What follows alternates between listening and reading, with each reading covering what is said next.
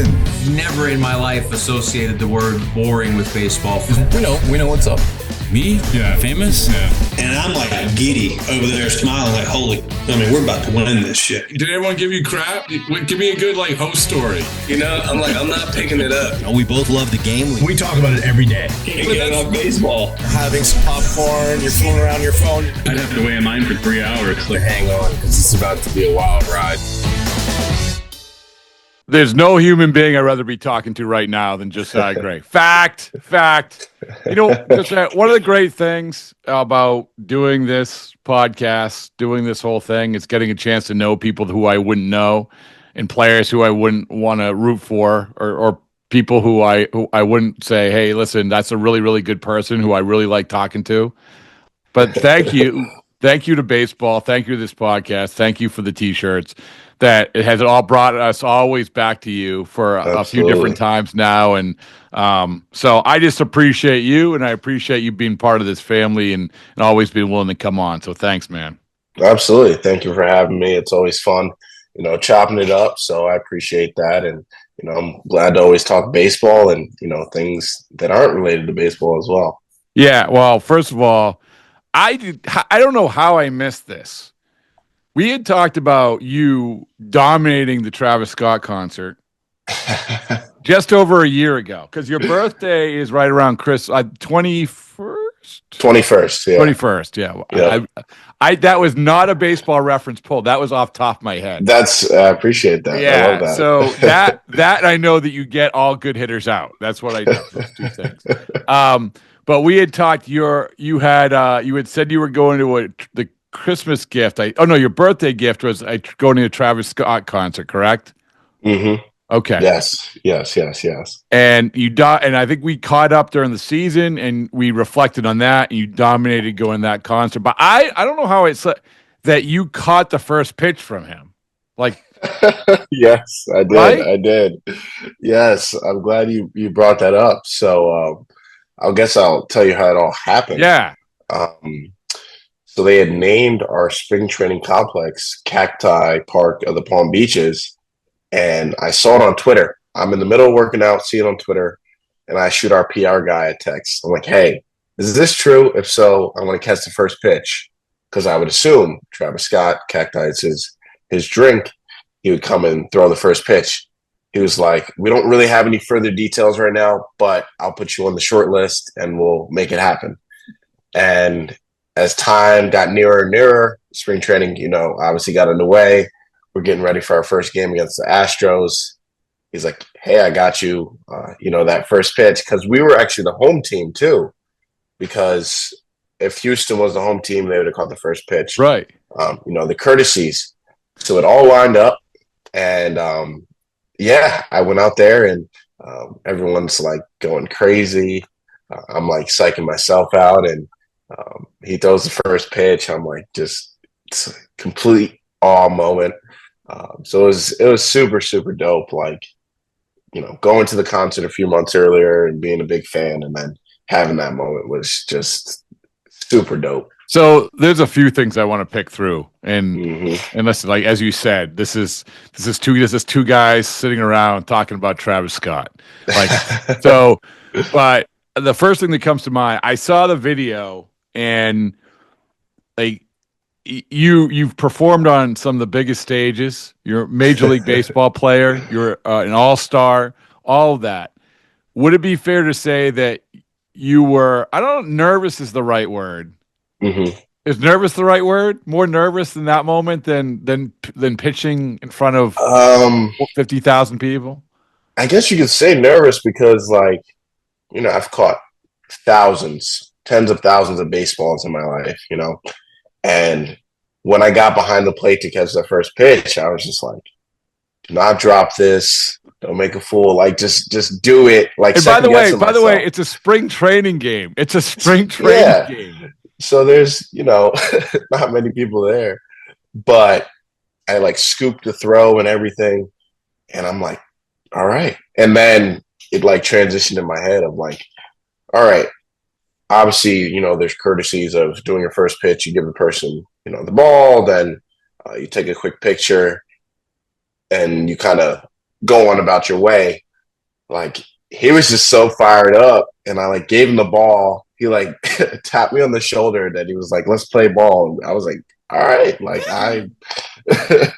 I'm game for it." So it was so cool. So cool. So these moments, and it's funny because this is a circle of life. This is going to come back to, because our initial conversation was, you said, "Do you know who Travis Scott is?" And I'm like, "Come on, like really, really."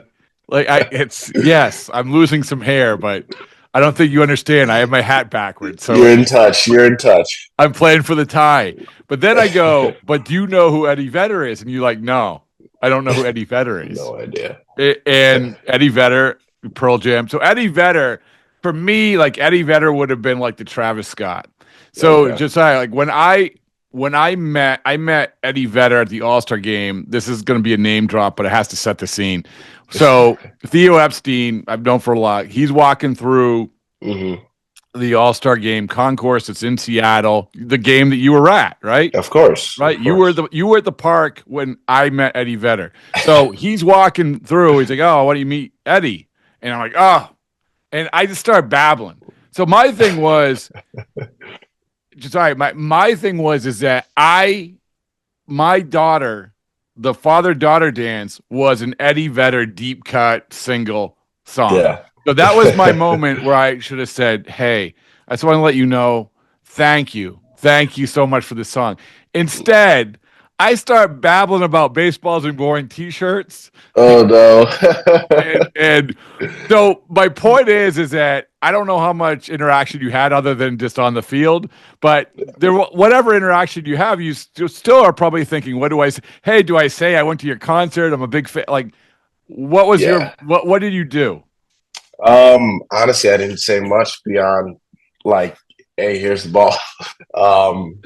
It was just like such a like a pass by moment that there really wasn't a moment to say, "Hey, I've been to a bunch of your concerts, big fan, love everything you do." Like, he did come into our dugout before he went out, and he like started throwing, but there really wasn't a moment like you're being able to stop him, because he had, 10, 15 people with him. Yeah, that's always how it works. Yeah. So I was like, some guys got some words in, but I was like, I'm getting the first pitch. Like, that's going to be the sweetest moment of all. And it was super, super cool. Like, even a unique thing as well. So they're doing the national anthem, so everyone's on the line, and they do it after the first pitch. He is on our line. So we're on the first base side. He's on our line. And then, he's like an Astros fan. And I guess for whatever reason, the anthem's about to start. He just runs over to the Astros side and like stands in front of their guys. So our guys are like, "Okay." And then the show goes on. But yeah, it was like a super like, everyone was like, "Oh my God, he's as lively as you can think." So, of the group of your teammates, was there anyone jockeying for position to catch the first pitch? And B, who was the guy on your team that had no idea who he was? Guys that were like pawing for it. I don't remember names off the top of my head. Like, there were a few guys that were like, "Hey, I hear you're catching the first pitch." And I was like, yeah. They were like, "Man, I wish I could." But I don't remember names off the top of my head. And then guys that I think everyone knew who he was, honestly. Everyone knew, yeah. Yeah, if you're in baseball, if you're in sports long enough, you hear enough rap music that you're like, "Oh, Sicko Mode" or Stargazing. Like, there's so many hits to where everyone was like, "That's pretty cool." And then most people didn't know I had already inquired about the first pitch. Yeah, so like, come on. They were like, how'd you get the catch? I was like, I asked. Would there have been like who, if you had, like, I talked about Eddie Vedder being my bucket list guy, one of my bucket list guy. If you had to do top 5 people that you want to catch the first pitch, because this happens, right? Yeah. This happens like a lot of times, like it's it might be for a player, it might be a hot girl someone has a crush on. You know, they're you've seen that. Like that I've seen that plenty of times, right? or you know, like I said, a musician. I saw Noah Khan. A lot of guys didn't know who Noah Khan was when he threw it out, but now they know, obviously, and you follow him. It's great. But if you had a top 5, like Travis Scott would be in it, right? Yeah. Travis Scott would be number 1. Absolutely. I'm just gonna spitball. Lamar Jackson. You know, I love the Ravens. Yeah, he'd be in there. Dwayne Wade. I grew up a big Dwayne Wade fan. He'd be in there. And then the last 2, you know, let's go Drake. Okay. And let me try and throw a curveball here. Shaquille O'Neal. Why not? All right. It's a good list. Yeah. It's a good. Who is the most famous person outside of baseball that you've met?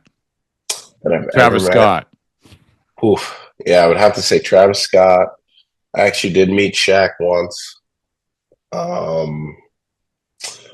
Kevin Durant, I met him once. Okay. I would say those are probably the top 3. Like when I go to do my work with the Nats Youth Baseball Academy, the kids ask me, they're like, who have you met? Who like what famous people have you met? And those are the ones that come up, and they're always like in awe. So well, listen, you got to get the street cred, right? I mean, that's what it is. And along those lines. So I don't know. I know that you probably like check in on the baseballs and boring stuff every once in a while, being part of the family. But I got a tattoo. I don't know if you know that. So I got a baseballs and boring tattoo from a guy named Mr. Cartoons, who's I guess is like, I don't know if do you have any tattoos? No tattoos. Yeah, well, good for you. But no, but I got one. We agreed if Dodgers won the World Series, Joe Kelly and I would get it from Mr. Cartoons. So Mr. Cartoons. So we walk in, and the first thing Joe's son Knox says is like, "What was Eminem's favorite tattoo?" I'm like, "Right there." Okay? I'm in the wrong place. You're tattooing the wrong person. Oh yeah, you're with good company. Right. Yeah. But so by the way, of those 5 people you mentioned, there was only one of them who was at WWE Raw on Monday night. I honestly didn't watch that. Oh, you didn't? No, we were just watching movies. But now that I'm seeing all the recaps, Travis Scott. He was. Let's just say this: if you search Travis Scott on social media, it's pretty prevalent. Yeah. I love that. Yeah, let's say he made his presence felt at WWE Raw. You could find that out anyway. All right, we'll do. Yeah, but hey, listen. I appreciate anybody who throws out the first pitch. I also appreciate when you get a chance to meet someone that you really, really want to meet. And so because you've been such again part of this family, who do you want to meet now? Who do you want for spring training? Just is like where everything happens because everyone's just hanging out. Yes, right. Very true. Who do you want to catch the first pitch from? Oh man! Besides those guys that you mentioned. I'm trying to think like who would be fun and you'd maybe see around. I think, Will Ferrell doing that spring training tour, years ago, that would be really fun. Like I know Florida spring training isn't as condensed as Arizona. It's all right. But if he, made a little tour, that'd be pretty cool. All right. Let it be said, let it be done. Josiah Gray wants Will Ferrell to throw the first pitch at a Nationals game in spring training. It's good for everybody's brand. Yeah, so, why not? Yeah. So how you doing? That was how you doing? Like I said, I saw you. I'm like, because I'm very sympathetic to anyone who's gone through any. You've Tommy John, right? You didn't have you didn't have the brace. You had the Tommy John. Tommy John. Yep. Yeah, Tommy John with the brace. Hybrid procedure. Okay. Oh, hybrid. Yes. Ooh, I don't know if I Who else had the hybrid? All I've heard was like the Brace and the Tommy John. I've never heard of like the hybrid. Let me think. Recently, I don't know what TJ guys have been. Well, past I year. mean, like for instance, I know that like Giolito just came. He's come on a few times, a couple recently. He had the brace, I think. Yeah, he had the brace. Yeah, the brace. But anyway, the most important thing is that I saw you. I'm like, oh, you don't have that contraption on you. Like I went over to Daniel Bard's house and he had that contraption. I feel like you can't. It's awful. It's awful.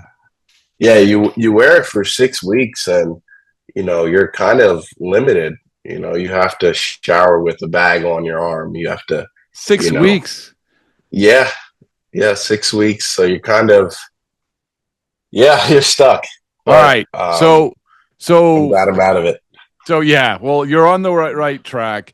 So tell me where you're at now. I mean, let's just get to the meat and potatoes so people know where you're at now, what the prognosis is, I know timelines. It's as I say, you ever see the movie Zero Dark 30? No, but I know of it. And I want to rewatch it. Well, at one point she goes, I know that certainty freaks everybody out, so we don't mention timelines. So, but still, we can get an estimate of a timeline. Tell me where you're at, what your prognosis is going forward.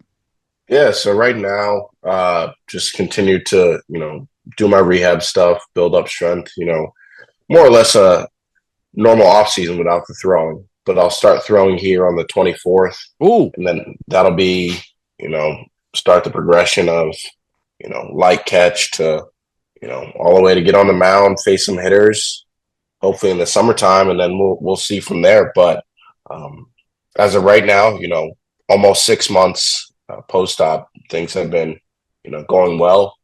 And there hasn't been any incidences of setbacks or anything like that. So yeah, like you said, a timeline is tough just because the real intensity parts haven't started yet. But we'll see, and we're kind of just taking it day by day and hoping that the body continues to respond well to everything I'm doing and can continue to progress. But you have the 24th. I mean, that's great. That's have that day to which is, if my math is correct, we're going to taping this 14th. So that's 17 days. 17 days. Yeah. I mean, so that's great. Like that's awesome. Like that's and because when it happens, when you find out, and I think that when we talked during the season, it was, I think you were sort of, it wasn't feeling great, but you didn't know yet and whatever. But when you definitively find out, for anybody that this is going to be a long time. Yeah. You never had to deal with that, anything like that in your life, right? Never. No, for me, it was even this past season, getting the flexor strain injury that it started out with and then rehabbing that back. That was even the longest time I had, taken a step back from playing baseball, and then to go out on rehab assignments and to be so close and to kind of have that setback that even kicked the can down the road further. So yeah, it was definitely, a reality of like, man, you're not going to be pitching for, a long time. You kind of have to accept that. And it takes some time for you to, wrap your head around it, because you can always go with like, what if I did this? What if I did that? And thankfully I had the right people in my corner to just say, hey, like, this happens. There's no one moment, it's how you rebound from this and how you come back and how you adapt. So just framing the lens of there are better days ahead helped me, a ton to get through, the early days, and then the days like, today where we're so close to throwing, but it's like continue just to stack those days. Was there one voice? I mean, a lot of people helped, like you said, but did one hit? Yeah, guys that had gone through it before. I talked with Sean Doolittle. He was our, assistant pitching coach, pitching strategist. I talked to Joe Ross, who was one of my teammates, guys that had just gone through it. Cade Cavalli, he's one of the top prospects with the Nationals. Currently, he was still going through it, his rehab. Just pretty much all the guys in the clubhouse that I could speak to. And then, when I would go outside of the organization, I would talk to my friends, Andre Jackson. He was, over in Japan. He had Tommy John surgery a few years ago, and just getting their input, because like the first few nights when I had found out, it was hard to sleep. It was just not because of the pain, because of what's going on in your head. Yeah, your mind's racing. You're thinking like, man, like I really could have done something different. And I think everyone goes through it, but in talking with these people, it gave me like a point of guidance of like, there's nothing you could have done in the past to potentially avoid this. So how do you adapt and come back from this? And that helped a lot. I find that you keep saying, like, looking back, what could I have done differently? My mind wouldn't go there. Like, my mind would be like, oh, this sucks. I feel so bad for myself. Woe was me. But I don't know. Is it, when you say that, is it, well, I shouldn't have tried to throw this kind of pitch. I shouldn't have thrown this. Like, I don't, like, what were you thinking, like, in terms of regrets about that? Because you pitch. I mean, sometimes it happens. You pitch. Yeah. No, exactly that. I think it's a lot of the woe is me feelings that happen initially, because you want to feel bad for yourself and you want to say, how is this happening to me? In speaking, on my own, routine and pre and post recovery, things like that. I was on top of everything as much as I could be. So it came to a shock as much to me as to, the people in my corner. But yeah, I think you kind of just, it's like that doubt or that feeling of just what could have been, I guess you can say. Yeah, no, that's fair. And not to get too deep or whatever, but I do think that, the whole mental health, I mean, we're talking about, we focus so much on, in the past year too, we probably talked about it when we caught up this year, was, oh, well, why are all these pitchers injuries? Everyone has a theory, like, okay, well, they are what they are, and it's a whole different conversation. But how about the mental health part of like these injuries? I mean, it's one thing, because I think there's, unfortunately, with teams, Josiah, is that there's an acceptance of, well, we're pushing everyone to their max. They're going to make their money, and then they're going to blow out. That's just how it happens. Oh, well. But for the players, it's not that simple. Like, you want to have a 15, 20-year career. Mm-hmm. You want to pitch as long as possible. And I think, we all take on injury risk, position players as well, catchers, everything. You don't go out there on the field, thinking about injury, but in the back of your mind, that injuries are a part of the game. And, for a guy that, hasn't had an injury, I was never on the IL up until this point, this past year, it kind of gives you a dose of reality of like, this can happen to anybody. This can happen to, someone who takes care of business. This can happen to someone who, doesn't put in any work. It just is a part of the business, and you kind of, you understand your position, and you kind of just want to be able to show that you can come back from this, the biggest hurdle yet, and be better for it, in the long run. Well, you have two things. You're an all-star, and you will forever be our pitcher, pick to click. That doesn't run out. You're always our pick to click. Appreciate that. You watched the World Series? Of course. Probably friends on the team, right? You know. Yeah, I had a couple buddies on the Dodgers study. Yeah. So the Dodgers thing is, in case people don't know, you were with the Dodgers for a little bit, and the Dodgers thing is gaining steam, and maybe you have perspective of it, and maybe you can also compare a little bit about, because every organization is different in terms of their approach, and the Dodgers throughout the baseball is, oh, look at what they're doing. They get the most out of this guy or that guy. You lived that life with them a little bit. The Nationals, and you've had a good run with them. How different is it? I mean, I'm not saying better or worse. Like, what's unique about they won the World Series? That's unique. Good for them. But from your perspective, what's unique? What's different? I think I love my time over there, and they developed me the best they could. But I think they're just maintaining consistency with the guys they have in their farm system. They're trusting their guys, and they're getting them big league ready and giving them, ample opportunity, whether it's injury, whether it's, they've finally knocked that door down, whatever it may be. When I was coming up in their farm system, there were guys, the Buehlers were there, Bellinger was still there, Seager, and things like that. And now you have, Ohtani and Freddie Freeman and Will Smith and those guys. So I think they're in a world where they know they have the ability to shape their roster around different stars, whatever it may be. And then they fill it in with the young guys that are deserving their opportunities and just make it work.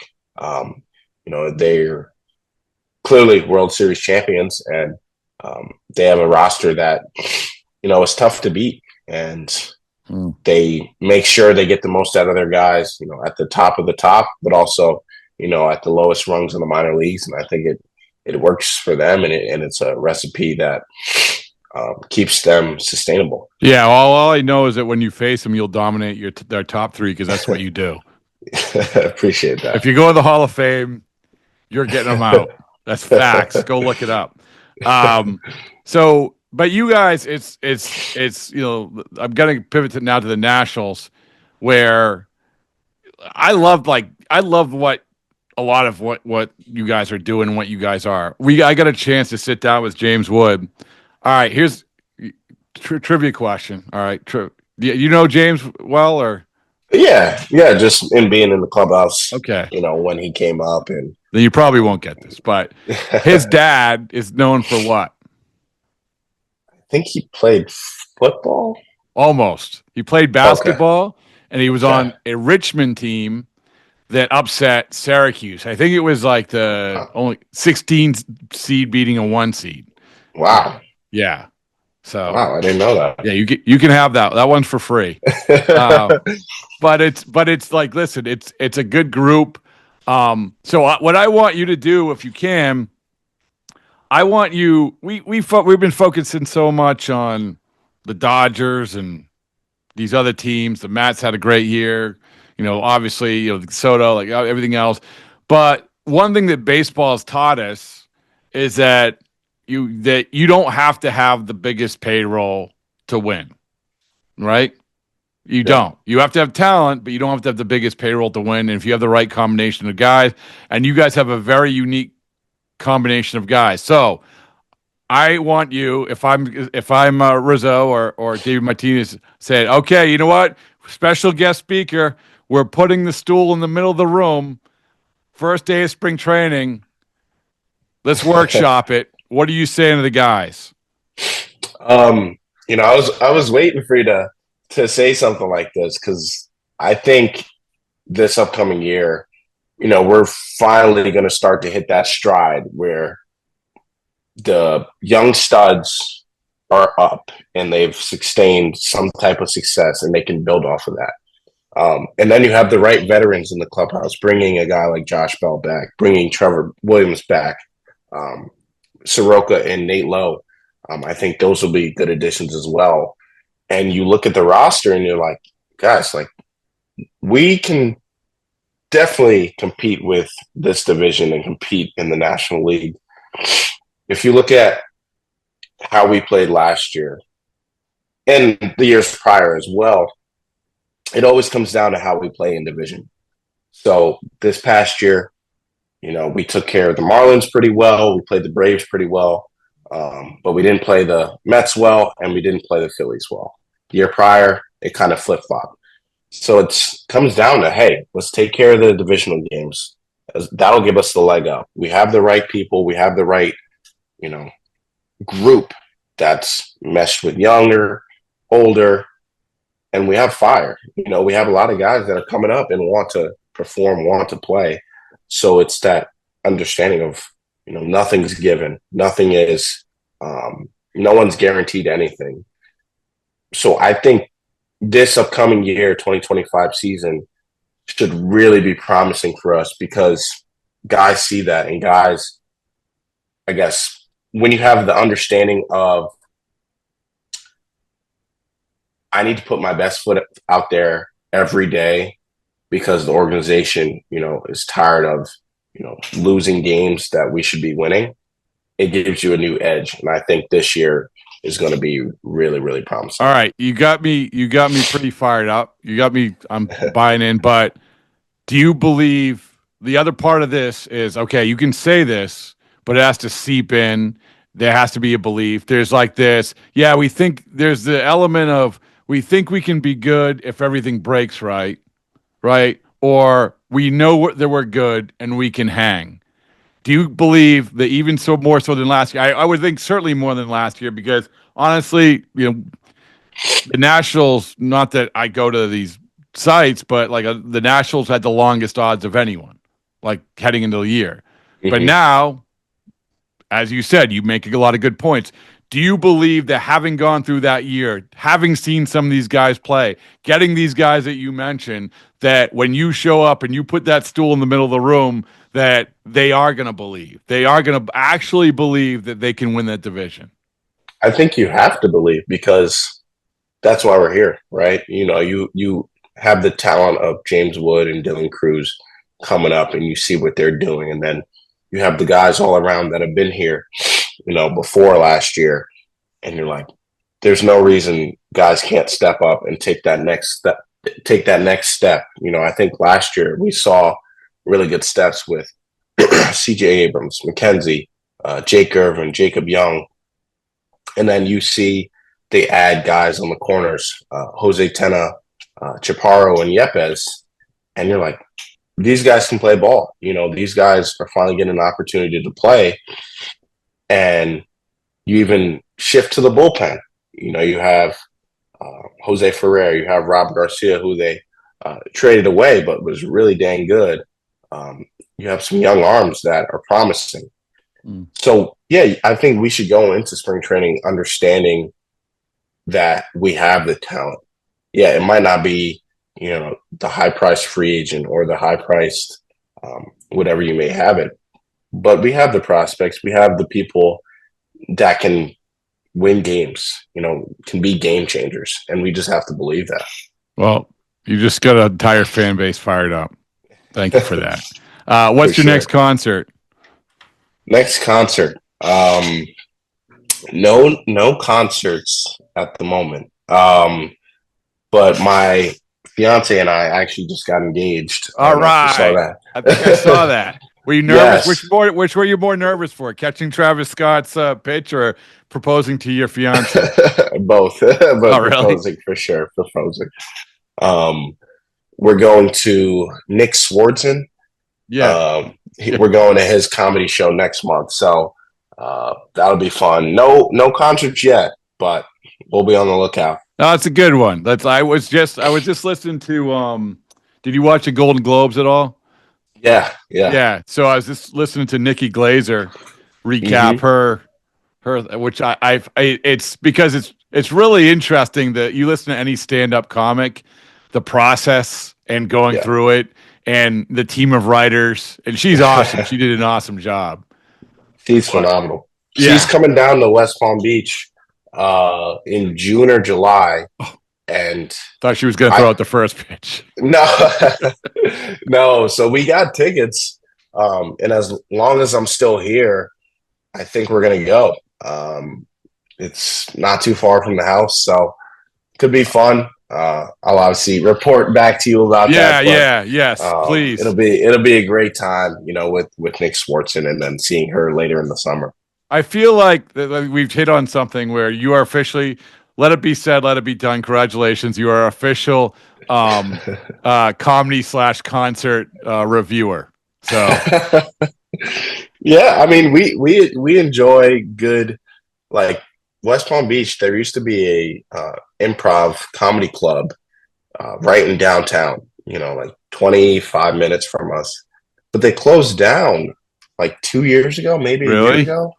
Yeah, and we're like, what the heck? So now they do it out of it's like a concert hall, kind of in the same area, but they don't get like the bigger name people as much as they used to. Like there'll still be some good names that'll funnel through, but I'm talking about they had Kevin Hart one year. We saw Michael Rappaport. Like, can't beat that. Those are really good. Well, so Nikki Glazer was asked, it was a Howard Stern interview, and asked about that who was her favorite comic, and she said John Mulaney is the top. John Mulaney is perceived by all the other comics as sort of the Jordan right now, so but yeah, that's a pretty good one. So yeah, well, listen, I will. What I will do is I will get you a press pass if you need it, so that we can do interviews as well. So the ideas are popping. They're always going. Yeah. But congratulations on the engagement. Did she know it was coming?